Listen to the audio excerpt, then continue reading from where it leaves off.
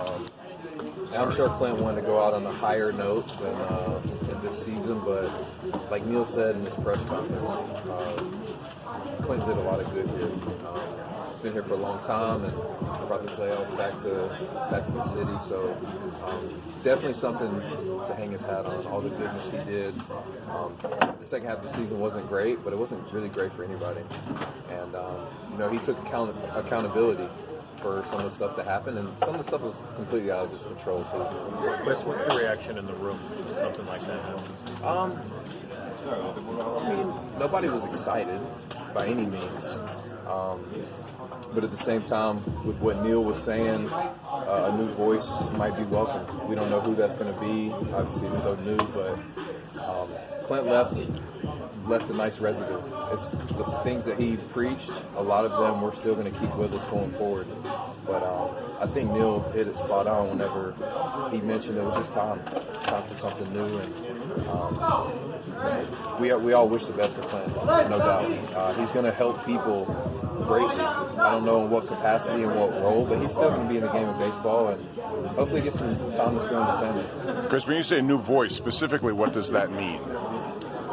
When in any line of work, if you're in one place for too long, some things get repetitive, some things get redundant.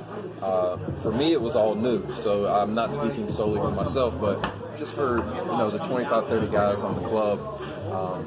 I think just a new voice, a new message might be welcome, especially with all the drama that's been going on this season. With that drama, do you think a culture change is needed in here? People always throw that around, but what exactly does that mean? Could you be more specific with your question? If the manager's job, I suppose, is to sort of have an eye on the clubhouse, he doesn't want to invade in here. The clubhouse has had multiple issues the second half. Is that those aberrations, or is it something that needs to be corrected? I think a lot of the stuff that happened this year was an aberration. It's things that you never hear of. But I think in order to get back on track and get back to being a playoff team, we do need something different. The past couple years haven't been great as a whole.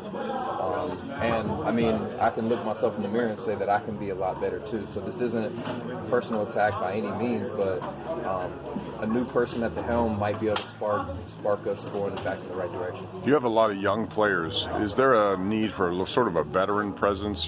People who've been around the block a few times, had success? Do you mean players? Players? It never hurts.